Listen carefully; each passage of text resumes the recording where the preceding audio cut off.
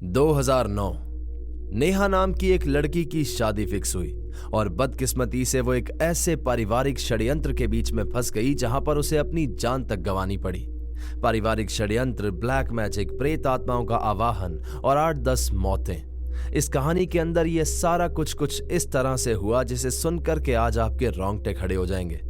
दोस्तों, मैं इसे अपने चैनल की मोस्ट हॉरिफाइंग स्टोरी कंसीडर कर रहा हूं, तो अगर आप एक हॉरर फैन नहीं भी हैं तो भी आई सजेस्ट कि ये कहानी लास्ट तक सुनना, क्योंकि इसके अंदर क्राइम के भी बहुत सारे एंगल हैं। ये कहानी बहुत बार फ्लैशबैक्स में भी जाएगी, क्योंकि इसमें होने वाले हॉरिफाइंग इंसिडेंट्स का रीजन पास्ट में भी मिलेगा। तो चलिए दोस्तों, बढ़ते हैं हमारी आज की इस खौफनाक कहानी की ओर। 2009 महाराष्ट्र की एक लड़की नेहा, जिसकी शादी शिवम नाम के एक लड़के से तय हुई जो उसके गांव से काफी दूर के एक गांव का लड़का था। इस कहानी में आगे बढ़ने से पहले बहुत ज्यादा जरूरी है कि एक बार आप इनका फैमिली बैकग्राउंड समझ लो। जिन्होंने हमारे साथ ये कहानी शेयर की है उनका नाम है ऋतु और वो हमारी ही एक सब्सक्राइबर है। ऋतु महाराष्ट्र की एक काफी बड़ी फैमिली से बिलोंग करती हैं और इनकी मम्मी 5 बहनें हैं और 2-3 भाई हैं उनके। इनकी फैमिलीज में बुआ या मामा के यहाँ की लड़की से शादी हो जाती है इजीली, और पिछली जनरेशन में ऐसी ढेर सारी शादियां हुई हैं यहाँ पे, तो ये काफी ज्यादा कनेक्टेड फैमिली है। बहुत दूर दूर के रिश्तेदारों से भी इनका काफी अच्छा राब्ता है। अब ये 5 मौसी और मामा वाली बात आप अच्छे से याद रखना, क्योंकि आगे की कहानी में आप कंफ्यूज ना हो कि कौन किससे कनेक्टेड है। नेहा ऋतु की 2 नंबर वाली मौसी की लड़की। जो ऋतु की मम्मी है वो 3रे नंबर वाली बहन है, और इनकी जो सबसे बड़ी मौसी है उनके लिए अक्सर लोग कहते हैं कि वो काफी ज्यादा तंत्र मंत्र, उतारे, ब्लैक मैजिक, इन सारी चीजों के अंदर इन्वॉल्व रहती हैं।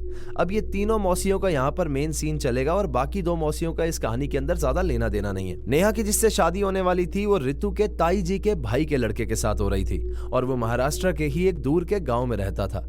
नाम मैं किसी भी जगह का डिस्क्लोज नहीं कर पाऊंगा, क्योंकि हमारी सब्सक्राइबर ने मना किया है, क्योंकि इसी सब चीजों से रिलेटेड एक केस है जो अभी भी एक्टिव है। कोई भी चीज भूलना मत, क्योंकि कहानी लेयर बाय लेयर चलेगी और कैरेक्टर्स को अच्छे से याद रख लेना। नेहा जब 8-9 साल की थी, करीब 1990s में, तो उसकी एक चाची थी जिनकी डेथ हो गई थी।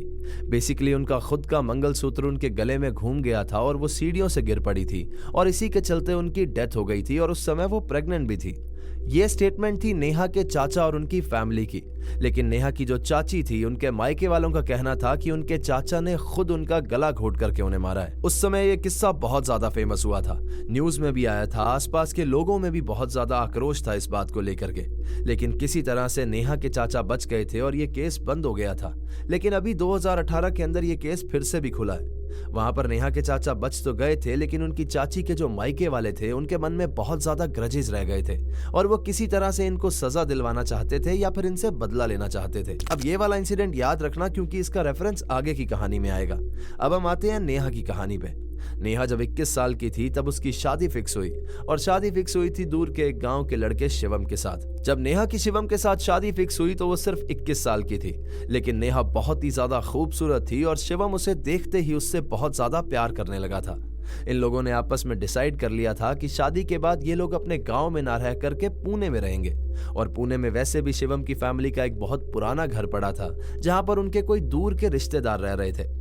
बेसिकली ये रिश्तेदार बहुत ज्यादा गरीब थे और उनके खुद के पास रहने के लिए कोई घर नहीं था, तो शिवम के पेरेंट्स ने उन्हें कह दिया था कि आप हमारे ये वाले घर में रह लो, घर की देखभाल भी हो जाएगी और आपको खुद का घर देखने के लिए समय भी मिल जाएगा। अब शिवम की फैमिली ने इन लोगों से ये घर खाली करने के लिए बोला, और इन लोगों ने बहुत ही आराम से ये घर खाली भी कर दिया।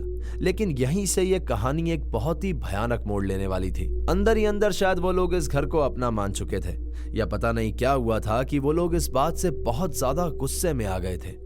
कहते हैं ना कि भलाई का जमाना नहीं रहा, उस चीज का परफेक्ट एग्जाम्पल दिखेगा अभी आपको। अब ये जो लोग थे वो नेहा की जो चाची थी जिनकी डेथ मंगलसूत्र से गला घुट करके हो गई थी, उनके मायके वालों के कहीं बहुत दूर के रिश्तेदार थे, और इस बात से ये लोग अच्छे से वाकिफ थे कि वो लोग इन लोगों से बहुत ज्यादा गुस्सा हैं और वो किसी तरह से इनसे बदला लेना चाहते हैं। तो ये लोग जाकर के नेहा की चाची के मायके वालों से मिले, और अब दुश्मन का दुश्मन दोस्त हो चुका था, और ये साथ में मिलके नेहा और शिवम की फैमिली को तबाह करने में लग गए। और ये बात इन लोगों को कैसे पता लगी ये अभी आगे वाली कहानी में आपको पता लगेगा। शिवम का नया घर खाली हो गया था और उसे रेनोवेशन पर डाल दिया गया था। इधर शिवम और नेहा की एंगेजमेंट की डेट भी पास आ गई थी, लेकिन एंगेजमेंट से कुछ ही दिन पहले जो नेहा की चाची के मायके वाले हैं और ये जो शिवम के रिश्तेदार हैं जो इस घर में पहले रहते थे, उन लोगों ने कोई ब्लैक मैजिक रिचुअल करवाया और फिर रात के अंधेरे में कोई चीज ला करके नेहा के घर के पीछे की साइड गाड़ दी। अब फाइनली नेहा की एंगेजमेंट हुई और सब कुछ एकदम बढ़िया चल रहा था। लेकिन इस एंगेजमेंट के कुछ ही दिन बाद से नेहा के साथ कुछ चीजें बदलने लगी। वो अजीब सी हरकतें करने लगी। वो बहुत ज्यादा बैठे बैठे रोने लग जाती, कभी अचानक से हंसने लग जाती, लेकिन मोस्टली वो रोती रहती थी। सबको लग रहा था कि सिर्फ 21 साल की उम्र में उसकी शादी करवा रहे हैं, शायद इसीलिए वो ऐसा बिहेव कर रही है। ये सब कुछ चीजें यूं ही चल रही थी कि इनके घर में थोड़े समय के बाद एक इंसिडेंट और हुआ। एक दिन नेहा किचन में खड़ी हुई कुछ बना रही थी कि अचानक से उसका हाथ जल गया। लेकिन उसका पूरा हाथ एकदम सेफ था, लेकिन उसकी हथेली के एकदम बीच की चीज जल गई थी। किसी को समझ में नहीं आ रहा था कि हथेली के बीच में से कैसे जल गया, लेकिन किसी को समझ नहीं आया तो किसी ने इस बात पर ज्यादा गौर भी नहीं किया और ये बात फिर से आई गई हो गई। अब नेहा की शादी और उसके एंगेजमेंट के बीच में करीब 3 से 4 महीने का फर्क था और इसी 3-4 महीने में नेहा बहुत ही ज्यादा अजीब बिहेव करती थी। कभी रोती, कभी हंसती, कभी इरिटेट हो जाती, कभी अपने भाई बहनों को मारने के लिए दौड़ती। लेकिन किसी को भी समझ में नहीं आ रहा था कि ये कोई पैरानॉर्मल प्रेजेंस का सीन है या फिर उसके साथ कुछ गड़बड़ है। ये सब कुछ यूं ही चलता रहा और फिर फाइनली दिन आया नेहा की शादी का। उस दिन नेहा एकदम शांत थी, ना कोई इरिटेशन, ना कोई गुस्सा, सब कुछ एकदम ठीक ठाक था और शादी बहुत अच्छे से हो गई। अब इन लोगों के यहाँ पे रिवाज है कि शादी के कुछ दिन बाद नई जो दुल्हन होती है उसे कुल देवता के यहाँ पर लेकर जाते हैं दर्शन के लिए, और इन लोगों के जो कुल देवता थे वो साउथ की साइड कहीं पड़ते हैं। शिवम ने टिकट्स करवाई और 2 दिन बाद ये डिसाइड किया कि सब लोग चल करके कुल देवता के दर्शन करके आएंगे। शिवम, नेहा के सास ससुर, उसकी ननद और ऋतु के ताऊ जी ताई जी जो कि इस रिश्ते के मीडिएटर थे, इन सब लोगों की टिकट्स करवाई गई और ये वहां से हैदराबाद के लिए निकल गए। पीछे से ऋतु और उसकी जो मौसियों की फैमिली थी वो सब लोग पुणे में ही रुके हुए थे, क्योंकि इन लोगों का प्लान था कि जैसे ये लोग कुल देवता के दर्शन करके आएंगे तो वहीं से नेहा को ये लोग वापस अपने गांव ले जाएंगे, क्योंकि पग फेरे की एक रस्म होती है जिसमें लेकर के जाना होता है। लेकिन रास्ता जो था वो करीब 28 घंटे का था इनके गाँव का, तो इन्होंने सोचा कि वापस नहीं जाते हैं, ये लोग दर्शन करके आ जाएं और यहीं से फिर नेहा को लेकर के घर चल लिया जाएगा। ट्रेन में नेहा ऋतु के ताई जी के पास बैठी हुई थी और उसके एक तरफ में शिवम बैठा हुआ था। पता नहीं यहाँ पर ऐसा क्या हुआ कि अचानक से नेहा जो ताई जी हैं उनको ऐसे धक्के मारने लगी, उनको मारने पीटने लगी। शिवम को लगा कि शायद वो मेरे पास बैठ करके अनकंफर्टेबल हो रही हैं या पता नहीं क्या है, तो उसने अपनी बहन से कहा कि एक काम कर, तू आके नेहा के पास में बैठ जा। लेकिन उसके आने के बाद भी वो वहां पर कंट्रोल ही नहीं हुई। नेहा उसकी बहन को भी मारने लगी और ताई जी को तो उसने इतना मारा कि उनकी एकदम आंखें रोने जैसी हो गई थी। ये सब कुछ करते करते नेहा अचानक से आउट ऑफ कंट्रोल हो गई और किसी तरह से इन लोगों ने उसे कंट्रोल में करने की कोशिश की, उसे पकड़ा और सब कुछ करते करते उसे किसी तरह से गोली दे करके सुला दिया। यहां पर नेहा ऐसा सोई कि स्टेशन आने के बाद भी नहीं उठी। जैसे स्टेशन आया तब इन्होंने ऑब्जर्व किया कि नेहा ने अपने पूरे शरीर को एकदम ढीला छोड़ दिया है, जैसे उसके अंदर जान ही नहीं हो। इन्होंने उसे हिलाया ढुलाया, उठाने की पूरी कोशिश की, लेकिन नेहा सामने से कोई भी जवाब नहीं दे रही थी। उसी कंडीशन में इन लोगों ने जल्दी से नेहा को ट्रेन से नीचे उतारा और हॉस्पिटल लेकर के गए। लेकिन हॉस्पिटल जाने के बावजूद किसी को समझ में नहीं आया कि उसके साथ प्रॉब्लम क्या है। उसकी पल्स नॉर्मल थी, उसका सारी रिपोर्ट्स नॉर्मल थी, लेकिन उसका पूरा शरीर ऐसे पड़ा था जैसे उसके अंदर जान ही नहीं हो। इस हॉस्पिटल में इन्हें एक लेडी मिलती है जो इन्हें कहती है कि एक बार आप बाहर कहीं इसे दिखा लीजिए, शायद कुछ ऊपर का हो सकता है। लेकिन इस बात पर इनमें से कोई भी विश्वास नहीं करता। ये लोग उसे हॉस्पिटल से लेते हैं और वापस से अपने होटल चले जाते हैं। अब ये लोग सोचते हैं कि हम इतनी दूर तो आए हुए हैं तो अपने कुल देवता के दर्शन तो कर ही लेते हैं और नेहा को भी करवा देते हैं, शायद ये ठीक महसूस करेगी। ये सब लोग नहा धोकर अपने कुल देवता के जाने के लिए तैयार होने लगे। नेहा को भी यहाँ पर नहलाया गया, लेकिन जब उसे नहला रहे थे तो वो एकदम अनकॉन्शियस थी, बिल्कुल अपने होश में ही नहीं थी। सब लोगों को लगा कि इस कंडीशन में तो इसे कैसे लेकर के जाएंगे। उन्हें पहले लग रहा था कि शायद इसे होश आ जाए या पता नहीं किस तरह से उसे दर्शन करवाने का सोच रहे थे, लेकिन फिर इस प्लान को स्किप किया गया और ये लोग वापस से पुणे के लिए निकल गए। जब ये लोग वापसी की ट्रेन में थे तो इधर से नेहा की मदर को भी फोन कर दिया गया कि आपकी बेटी के साथ कुछ अजीब हो गया है, वो होश में नहीं आ रही है। हम लोगों ने रिपोर्ट्स दिखाई, सब कुछ एकदम नॉर्मल है। एक लेडी भी मिली थी जो कह रही थी कुछ ऊपर का हो सकता है, आप मस्जिद में दिखा लो, लेकिन हम इसे किसी तरह से वापस लेकर के आ रहे हैं। उस समय ऋतु और उसकी जो बाकी की कजन्स थी वो सारी एक मंदिर विजिट कर रही थी। उन लोगों को जब ये बात पता लगी तो उन्होंने सजेस्ट किया कि यहाँ पर एक बहुत ही प्राचीन मंदिर है, आप एक काम करिए, दीदी को यहाँ पर लेकर के आइए, अगर कुछ ऊपर का ही हुआ तो यहाँ पर पता लग जाएगा। अब इस पॉइंट पे ये लोग उसे उस मंदिर में लेकर के जा रहे थे और यहाँ पर ऐसी ऐसी हकीकत सामने आने वाली थी जिससे इनकी पूरी फैमिली की नींद उड़ने वाली थी, क्योंकि शिवम की फैमिली के बहुत सारे पुराने राज खुलने वाले थे। अब नेहा की फैमिली महाराष्ट्र में रहती जरूर है, लेकिन उसके फादर कहीं नॉर्थ साइड के टच के थे, तो इन लोगों को मराठी बहुत ज्यादा अच्छे से नहीं आती। हालांकि ये बोल लेते हैं मराठी, लेकिन जब भी ये बोलते हैं तो कोई बहुत आराम से बता सकता है कि इन्हें मराठी नहीं आती है, इन्होंने बाद में सीखी है।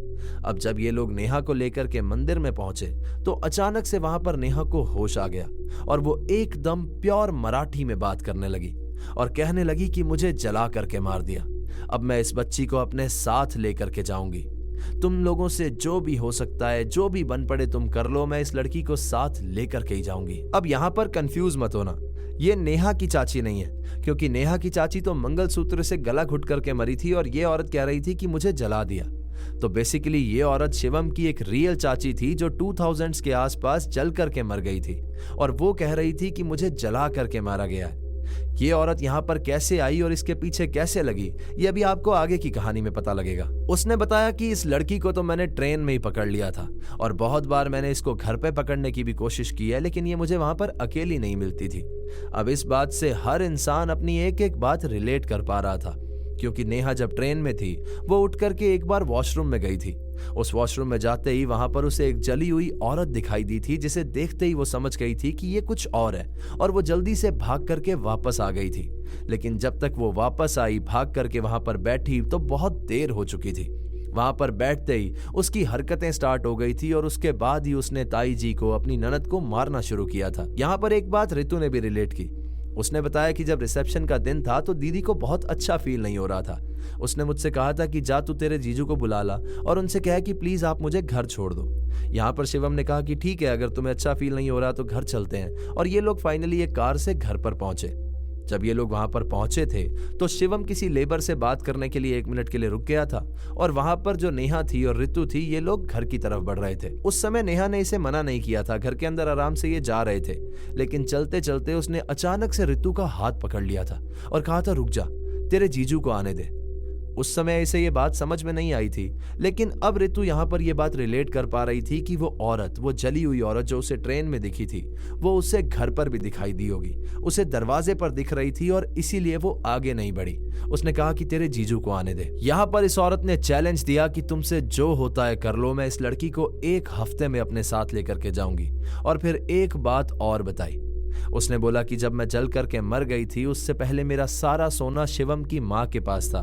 मुझे इस पर बहुत विश्वास था, लेकिन इसने ये बात किसी को नहीं बताई और मेरी दोनों बेटियों को उस सोने में से कुछ भी नहीं मिला। इसने सारा कुछ हड़प कर लिया।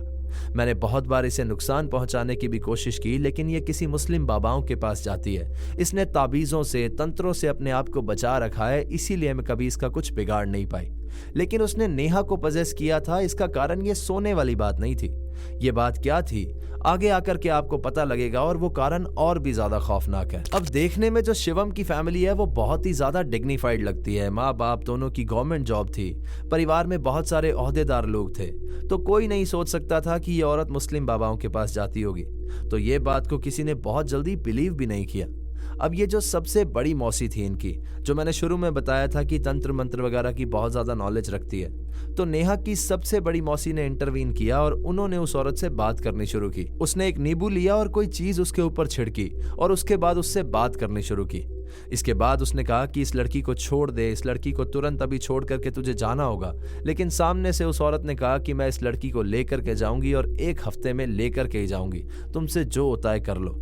सामने से इसकी मौसी भी कह रही थी कि मैं भी देखती हूँ तू कैसे ले जाएगी, और इसी तरह से उन दोनों के बीच में बहस चल रही थी। इस समय पर उन मौसी जी ने उस पर कुछ छिड़का और अचानक से नेहा वहां पर नॉर्मल हो गई और फिर ये उसे लेकर के घर पर आ गए। इस पॉइंट ऑफ टाइम पे किसी ने भी इस बात पर ज्यादा ध्यान नहीं दिया कि वो औरत बार बार कह रही है कि मैं इसे 1 हफ्ते के अंदर ले जाऊंगी, और कोई सोच भी नहीं सकता था कि उस औरत की इंटेंसिटी क्या थी कहने की। इन लोगों ने सोचा कि हम घर पर तो जा ही रहे हैं और वैसे भी 1 आध दिन में हमें नेहा को लेकर के वापस जाना है हमारे गांव, तो वहीं पर किसी पीर बाबा को या फिर दरगाह में दिखा लेंगे और वहां पर इसका इलाज ढूंढ दिया जाएगा। वैसे भी नेहा 24 घंटे पजेस नहीं रहती थी, वो बीच बीच में ठीक हो जाती थी। कभी कभी वो अचानक से ऐसा बोल पड़ती थी कि क्या हुआ है आप लोगों को, आप सब इस तरह से मुझे घेर करके क्यों बैठे हैं? और फिर जब वो पजेस होती थी तो उसकी हरकतें वापस से स्टार्ट हो जाती थी। इसी बीच में एक बार नेहा शिवम से कहती है कि मुझे यहाँ पर बिल्कुल अच्छा नहीं लगता, आप प्लीज मेरे साथ चल करके मेरे होम टाउन रहोगे क्या? शिवम नेहा से बहुत ज्यादा प्यार करता था और उसने इस बात को भी मान लिया। उसने कहा कि ठीक है, जब तक तुम ठीक नहीं होती मैं तुम्हारे साथ चल करके तुम्हारे होम टाउन में रहूंगा। अब नेहा को अपनी फैमिली के साथ वापस जाना तो जल्दी था, लेकिन क्योंकि शिवम भी उसके साथ जाने वाला था और वो अपनी सारी चीजें निपटा रहा था, तो इसी समय के चलते चलते वो डेट पास में आ गई जिसमें उस औरत ने कहा था कि मैं इस लड़की को अपने साथ ले जाऊंगी। 23 नवंबर 2009 नेहा की शादी होती है। उससे 3 दिन पहले 20 नवंबर को नेहा के पीरियड्स आए थे, लेकिन 30 नवंबर को अगले मंडे, एक हफ्ते बाद, मतलब अपने पिछले पीरियड से 10 दिन बाद उसके पीरियड्स फिर से आ जाते हैं। अब इन लोगों के यहाँ पर क्या होता है, जब भी लड़कियों को पीरियड्स आते हैं तो उन्हें बिल्कुल आइसोलेट कर देते हैं। यहाँ पर उसकी ननद ने कहा कि भाभी आप एक काम करो, आप नहा लो, मैं आपके कपड़े वॉशरूम में रखाई हूँ। और नेहा नहाने के लिए वॉशरूम में चली जाती है, लेकिन फिर थोड़ी देर के बाद बिना नहाए वो वॉशरूम से बाहर आ गई। उसने अपनी ननद से कहा कि दीदी मेरे कुछ कपड़े हैं जो कमरे में रह गए हैं, मैं वो लेकर के आती हूँ। जबकि हैरानी की बात यह थी कि उसने सारे कपड़े वॉशरूम में ऑलरेडी रख दिए थे। नेहा चुपचाप अपने कमरे में गई और उसने जाकर के अंदर से दरवाजा बंद कर लिया। 5, 10, 15, 20 मिनट हुए, आधा घंटा हो गया, लेकिन उसने दरवाजा नहीं खोला। नेहा की ननद ने जाकर के जब दरवाजा नॉक किया तो अंदर से कोई आवाज भी नहीं आई। इस चीज से वो काफी ज्यादा घबरा गई। उसने हॉल में सारे लोग बैठे हुए थे, ऋतु, बाकी सारे रिश्तेदार। नेहा की ननद ने उन लोगों से जाकर के कहा कि पता नहीं क्या हुआ है, दीदी गेट नहीं खोल रही है। और फिर ये सब लोग घबरा करके उस गेट के पास पहुंचे। वहां जाकर के नॉक करने लगे, अंदर से आवाज देने लगे, लेकिन अंदर से कोई आवाज नहीं आ रही थी। ऋतु का एक भाई था रोहित, वो पीछे की तरफ से गया और पीछे जाकर के उसने कमरे के अंदर देखा तो नेहा ने खुद को पंखे से हैंग कर रखा था। यहाँ पर सब लोग घबरा गए। किसी लोगों ने उस दरवाजे को तोड़ा और जब अंदर जाकर के नेहा को संभाला तो उसकी नब्ज एकदम धीमी थी, ऑलमोस्ट बंद होने जैसी। ये लोग नेहा को लेकर के जल्दी से हॉस्पिटल भागे और हॉस्पिटल पहुंचने के बाद डॉक्टर्स ने उसे डेड डिक्लेयर कर दिया। नेहा की डेथ हो गई थी, लेकिन कुछ चीजें थी जिनका एक्सप्लेनेशन मिल ही नहीं रहा था। नेहा ने जिस बेड के ऊपर अपने पंखे से हैंग किया था खुद को, उसकी हाइट इतनी थी कि नीचे स्टूल लगाने की जरूरत ही नहीं थी, तो उसने अपने पैरों को फोल्ड कर रखा था ताकि वो आराम से उसका गला घुट जाए, वहां पर ग्रिप अच्छे से बन जाए। दूसरा ये कि जब उसकी डेथ हो गई थी तो उसकी रिस्ट पर और उसकी नेक पर किसी के बाइट मार्क्स थे, किसी के दांतों के निशान थे। ये देख करके वो पूरा परिवार बहुत ज्यादा डर गया था। सब हैरान थे कि ये दांतों के निशान किसके हो सकते हैं। नेहा की डेड बॉडी इन लोगों के सामने पड़ी हुई थी और अभी तक उसके पैरों की मेहंदी तक नहीं छूटी थी। हालात ये थे कि एक दिन के बाद इन लोगों को नेहा को लेकर के वापस से अपने गांव जाना था, लेकिन ये जा रहे थे नेहा की डेड बॉडी लेकर के।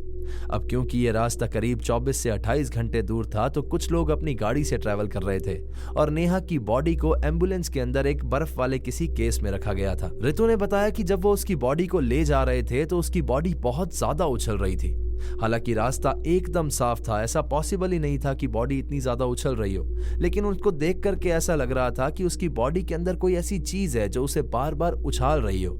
ये देख करके वहां पर एम्बुलेंस के अंदर जो सबसे बड़ी मौसी बैठी थी, उन्हें तो समझ में आ रहा था कि पैरानॉर्मल रीजंस की वजह से इसकी डेथ हुई है, तो ये होना नेचुरल है। लेकिन हॉस्पिटल स्टाफ का एक लड़का और वहां पर बैठा हुआ था जिसने वहीं पर एम्बुलेंस रुकवाई और वो डर के मारे आगे जाकर के बैठ गया। नेहा को फाइनली गांव लेकर के जाया गया और वहां पर उसका अंतिम संस्कार हुआ।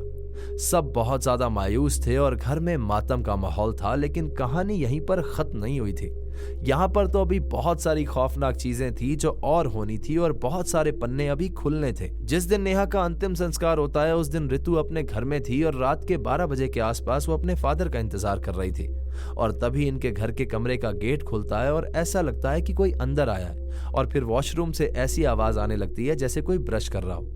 ऋतु के फादर की आदत थी कि वो रात को सोने से पहले हमेशा ब्रश करके सोते हैं, लेकिन काफी देर तक जब ऋतु के फादर ब्रश करके वापस नहीं आए, उस वॉशरूम से आवाज आती रही, तो ऋतु खड़ी हुई देखने के लिए कि उसके फादर को इतनी देर क्यों लग रही है। जब वो खड़ी होकर के वॉशरूम के बाहर गई तब तक भी वो आवाज आ रही थी, लेकिन जब उसने वॉशरूम खोला तो अंदर कोई भी नहीं था। ऋतु यहाँ पर काफी हैरान हो गई कि ये आवाज किस चीज की थी और वो मुड़कर के जब वापस अपने कमरे में आ रही थी तो उसने देखा कि उसके फादर ऑलरेडी दूसरे कमरे में सो रहे हैं। ऋतु यहाँ पर बहुत ज्यादा डर गई। उसे समझ में ही नहीं आया कि उसके साथ अभी अभी हुआ क्या है। इसी अंतिम संस्कार वाले दिन इसकी एक ताई जी हैं जो नहाने गई हुई थी। वहां पर वो जिस बाल्टी के अंदर पानी था उसमें ऐसे हाथ घुमा रही थी और हाथ घुमाते घुमाते उन्हें ऐसा महसूस हुआ जैसे अंदर से किसी ने उनका हाथ पकड़ लिया हो और वो उसे बाल्टी के अंदर खींचना चाहता हो। वो भी यहाँ पर बहुत ज्यादा डर गई थी और फिर भाग करके वो वॉशरूम से बाहर आ गई। अब ये लोग इस घर में बैठे हुए थे। नेहा की मौत का मातम चल रहा था और उसकी माँ की कंडीशन इतनी ज्यादा खराब थी कि उन्होंने खाना पीना छोड़ दिया था। वो एकदम अनकॉन्शियस थी। लेकिन तभी जिस औरत ने नेहा को पजेस करके उसकी जान ली थी, उसी औरत ने नेहा की मदर को भी पजेस कर लिया। नेहा की मदर में आकर के वो औरत जोर जोर से रोने लगी और कहने लगी कि मुझे जला करके मार दिया गया था। मैं इस बच्ची को भी नहीं ले जाना चाहती थी, लेकिन मैं मजबूर थी, मुझे ले जाना पड़ा क्योंकि वो जो पीछे वाले लोग हैं वो मुझे बहुत ज्यादा दर्द दे रहे थे, मुझे तकलीफ दे रहे थे। उन्होंने मेरा आवाहन किया और उसके बाद मुझे अपनी कैद में कर लिया और फिर मुझे बहुत दर्द देते थे वो लोग, इसीलिए मैं इस बच्ची को लेकर के गई। अब मैं इस परिवार से कुछ नहीं चाहती, मैं आप लोगों को छोड़ दूंगी, मैं जा रही हूं यहाँ से। जब बड़ी मौसी ने उस औरत से पूछा कि कौन लोग हैं, तू किसकी बात कर रही है, जो पीछे वाले हैं, जो तुझे नुकसान पहुंचाते हैं, तुझे दर्द देते हैं, कौन है वो? तो उसने जो नाम बताया वहां से सारे डॉट्स कनेक्ट हो गए। वो पुणे वाली फैमिली जो शिवम के उस पुराने घर में रहती थी और इसकी चाची जिनको मंगलसूत्र गले में घुमा करके मार दिया गया था या फिर जो मर गई थी, उनके मायके वाले, उन दोनों लोगों ने मिलकर के आवाहन किया इस औरत का, तंत्र क्रियाओं के जरिए इसको काबू में किया और फिर नेहा के ऊपर छोड़ दिया।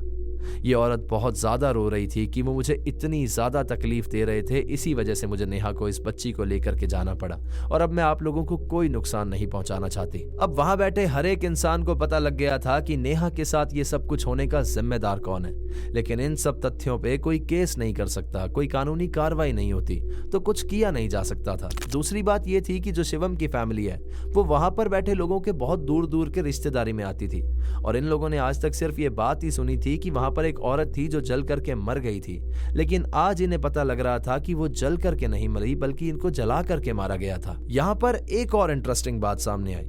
ऋतु की ताई जी का एक भाई था जिसका नाम पुष्कर था। बहुत समय पहले 2000 शायद 3 या 4 के आसपास उसने सुसाइड कर ली थी। सब लोगों को लग रहा था कि उसके पास जॉब नहीं थी, उसकी लाइफ बहुत मिजरेबल थी, इस चक्कर में उसने सुसाइड किया था। लेकिन बातों ही बातों में इस औरत ने बताया कि वो पुष्कर खुद थोड़ी मरा था, मैंने मारा था उसे भी।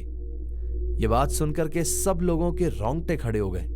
वो इंसान जिसको ये इतने समय से सोच रहे थे कि उसने सुसाइड की है, उसकी मौत की जिम्मेदार भी ये औरत थी। यानी 2000 के आसपास जब ये जल करके मरी थी, उसके बाद से ये आज तक शांत नहीं थी, ये कहीं ना कहीं भटक रही थी और अब उन लोगों ने मिलकर के इसका आवाहन किया और इसे बुला करके नेहा के ऊपर छोड़ दिया था। यहाँ पर जो उसकी सबसे बड़ी मौसी थी, उसने उस औरत को कहा कि ठीक है, तुझे बच्ची को लेकर के जाना था, तू चली गई, अब क्या कर सकते हैं, लेकिन तू इस औरत को तो छोड़ दे, हम तुझे मुक्ति दिलवा देते हैं। उस औरत ने इस बात को मान लिया और फिर मौसी जी ने वहां पर एक पूजा की, जिसके बाद वो औरत वहां से चली गई और फिर नेहा की मदर फिर से कभी भी पजेस नहीं हुई। इस औरत के जाने के बाद इन लोगों ने शिवम के घर पे भी फोन किया, उनसे कहा कि हो सकता है आपके घर पे भी किसी ने कुछ करवाया हो, एक बार आप लोग चेक करवा लो।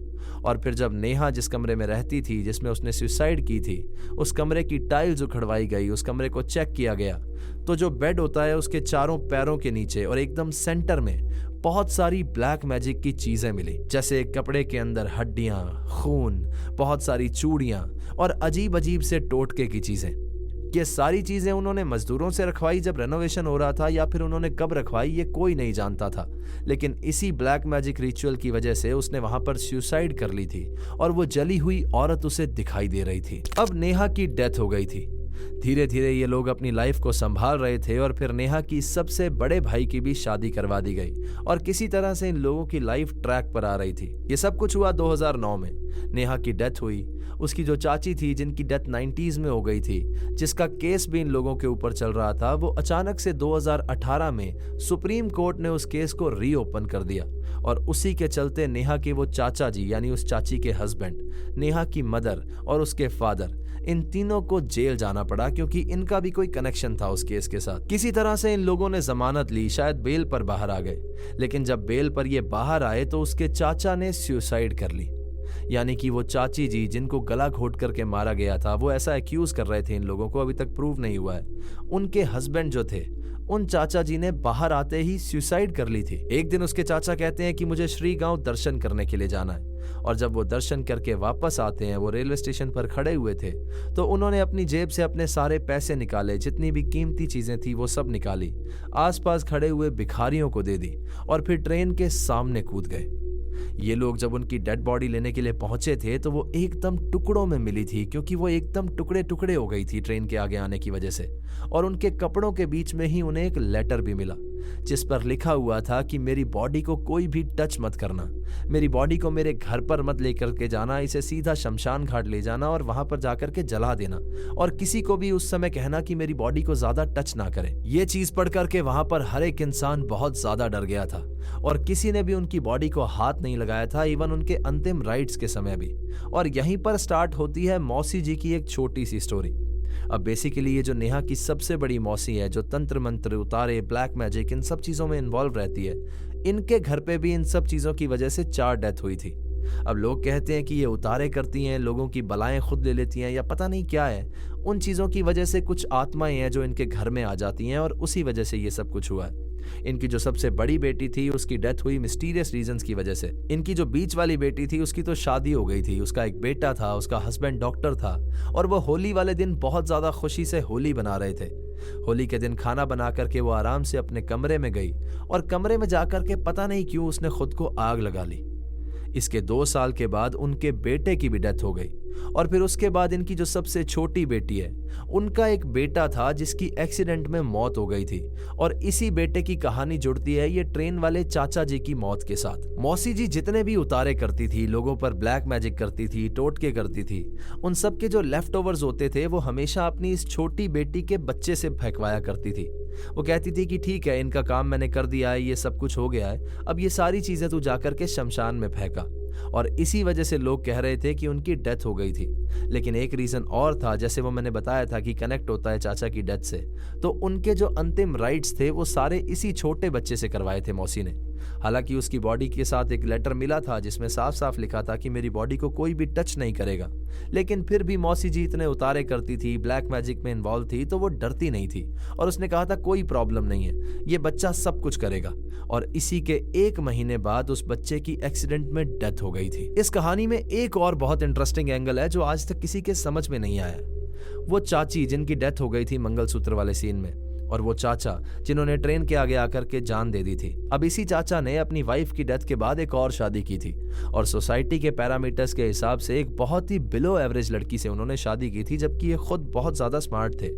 ये लोग उस लड़की को मारते थे, पीटते थे, उससे सारे काम करवाते थे और सब कहते थे कि ऐसा लगता है कि ये इनके घर की नौकरानी है, इससे शादी क्यों करके आया ये। लेकिन फिर भी वो औरत वहां पर रह रही थी। रितु के पेरेंट्स, वहां पर काफी सारे लोग थे, वो हमेशा उससे कहते थे कि तू क्यों है इस इंसान के साथ, तू अपने भाई के घर पे चली जा, लेकिन वो कभी भी नहीं जाती थी। लेकिन एक चीज हुई, जैसे ही इसको पता लगता है कि नेहा की शादी तय हो गई है, उस दिन ये मंदिर जाने के बहाने अपने घर से निकलती है और बिना कोई कपड़े लिए, बिना कोई सामान लिए अपने भाई के यहां पर चली जाती है और फिर कभी भी वापस नहीं आती है। अब नेहा की शादी से और इस औरत के घर छोड़ने से क्या कनेक्शन है, ये आज तक कोई भी नहीं समझ पाया है। क्या ये किसी से मिली हुई थी? क्या ये चाची के मायके वालों से मिली हुई थी? क्या इसका पुणे वाले रिश्तेदारों से कोई कनेक्शन था, या फिर क्या चीज थी? किसी को भी आज तक समझ में नहीं आया। इस कहानी में शायद बहुत सारी चीजें हुई होंगी जो मैं अच्छे से कवर नहीं कर पाया हूंगा, क्योंकि इतनी सारी चीजें हुई हैं, इतने खौफनाक इंसिडेंट्स हुए हैं, उनमें से मेन मैंने आपको बताए हैं। लेकिन मुद्दा यह है कि इतनी बड़ी फैमिली, इतनी कनेक्टेड फैमिली जब एक दूसरे की दुश्मन बनी तो सब कुछ तबाह हो गया। दोस्तों, मैं खुद कई बार हैरान हो जाता हूं कि इतनी अजीबोगरीब कहानियां निकल करके मेरे सामने आती हैं, लेकिन इस कहानी के बीच में जो एक इंपॉर्टेंट मुद्दा मेरे सामने आया है वो है औरतों के खिलाफ क्राइम। इतने क्राइम होते हैं औरतों पर और करने वाले हम लोगों के बीच में ही होते हैं, और उसके बावजूद हम उनसे अच्छे से बात कर रहे होते हैं। मेरी तरफ से आप लोगों को हिदायत यही है कि जितना हो सके लोगों से प्यार करें, अपनी इंसानियत बनाए रखें, और एक बात हमेशा याद रखें, ये लोग जो दूसरों पर उतारे करवाते हैं, काले जादू करवाते हैं, ये सारी चीजें घूम फिर कर उन तक जरूर आती हैं। और नेहा की सबसे बड़ी मौसी इसका सबसे बड़ा एग्जाम्पल है, क्योंकि इसी में तो उनका पूरा परिवार खत्म हो गया। तो ये थी आज की कहानी दोस्तों। कहानी आपको कैसे लगी मुझे कमेंट करके ज़रूर बताइएगा, और अगर आपको वीडियो पसंद आई है तो इसे लाइक कर दें, हाइप कर दें और अपने कमज़ोर दिल वाले दोस्तों के साथ शेयर कर दें। चैनल अगर अभी तक सब्सक्राइब नहीं किया है तो इसे सब्सक्राइब कर लो। वहाँ पर एक बेल आइकन होगा, उसे प्रेस कर देना, ताकि आगे आने वाले समय में मैं जो रियल लाइफ इंसिडेंट्स पर कहानियाँ लेकर के आऊँगा वो सबसे पहले आप तक पहुँचती रहे। अगर आपके पास भी ऐसी कोई कहानी है जो किसी सत्य घटना पर आधारित है तो नीचे दिए गए जीमेल एड्रेस और इंस्टा आईडी पर आप उसे हमारे साथ शेयर कर सकते हैं। दोस्तों, आप जो हमारे YouTube को प्यार दे रहे हैं, मैं उसके लिए आपका बहुत बहुत शुक्रगुजार हूँ। इसी तरह से हमारे इंस्टा, फेसबुक और स्पॉटिफाई को भी फॉलो कर लीजिए। तो चलिए दोस्तों, अपना ख्याल रखिए, खुश रहिए, हंसते खेलते रहिए। मिलते हैं अगली बार ऐसी ही किसी खौफनाक कहानी के साथ। सायोनारा। हर हर महादेव।